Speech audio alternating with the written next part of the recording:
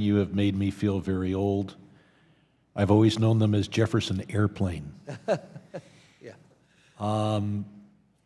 The legitimacy of our federal government and all of our governments is based on the theory of democracy. But the enemies of democracy take refuge in the belief that while we elect some people, we don't actually let them make the important decisions, and that the elitists will control the entities that make the important decisions. The most important decisions discussed in this room are those made by the Fed, where the elected representatives of the people get to kibitz, but the people actually making decisions are well removed from the concept of democracy. But many of them are, in fact, appointees of the president, but others are selected by the theory of one bank, one vote. Now, we now have A, B, and C levels, but that B level is selected by the banks, meaning that critically important governmental decisions are made where the banks have votes and the people don't. This is exacerbated by the fact that not only do we have this one bank, one vote, but California gets as much clout as areas that have less than half of its population. So you have both democracy is thwarted in two ways.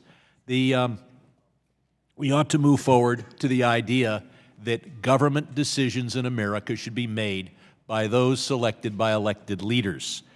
In addition, the Fed made as much as $100 billion in a year profit by mistake.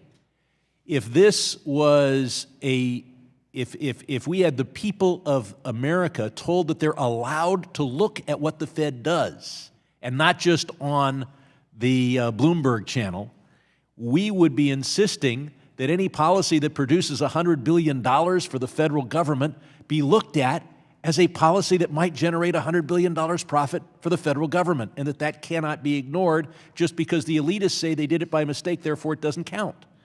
I look forward to a true democracy in this country. I am old, but I hope I'm young enough to see it.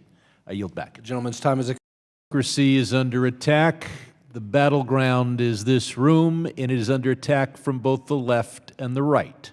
The left wants to make sure that we empower entrenched bureaucracies and protect them from public input. The right says, let's democratize by giving more power to banks. And we need regional control. We need control outside of Washington. We need to make bank presidents control their regulation process and monetary policy. Democracy may prevail, but it doesn't look like it. We're told that we don't want to politicize things. That's because the enemies of democracy don't dare claim that they're against democracy. They just say they're against politics.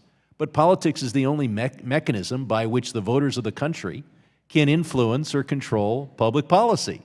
So you're not against democracy as long as the people who are elected do not control governmental policy. I suggest that the enemies of democracy ought to have the guts to come out and say they're against democracy instead of using the word politicalization. And as for the idea that we need local input, I couldn't agree more. Let's have a Class D vote that has 100 voters, and have that be the 100 largest local labor union leaders. Why should banks control monetary policy when we're all talking about jobs? If we care about jobs and we want some entity other than governmental officials to have input, why banks? They're not dedicated to jobs. Why not local labor union leaders? And they don't have to be national labor, not Washington, not the national. Local labor union leaders ought to be in control, or the public elected officials and the president who's elected by the public should be in control. But for God's sakes, why banks? Now,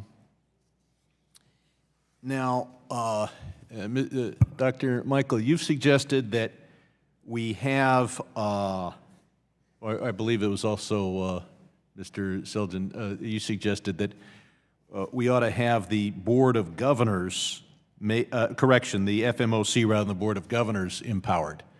Since that just empowers banks rather than the people of the country to a greater degree, couldn't we marry that with the idea that these local presidents of the Federal Reserve is selected by the president, or selected by local assemblies of voters, or selected by any mechanism that doesn't empower banks? Yes, Congressman. Well, what I'm arguing for, and what I think the proposal is for, is not giving more power to the FOMC than it has traditionally had. Well, you're going back to an anti-democratic tradition, which fortunately we've moved away from. We took some power away from an entity that had bank control and moved it to a body selected by an elected president of the United States. So out of a nostalgia for an anti-democratic institution, you're moving back to that. Well, perhaps, but the only nostalgia I'm referring to lasted up until October 2008, so it's not all that nostalgic. The FOMC had the complete responsibility for monetary policy until that date. So why should, if we're going to do that, why not have an FMOC that is entirely reflective of a democracy? Why have bankers vote as opposed to people voting? Well, let's understand. Or labor union leaders. I'm willing Yes. to go with that too. Mind you, I'm looking for Republican support for that idea.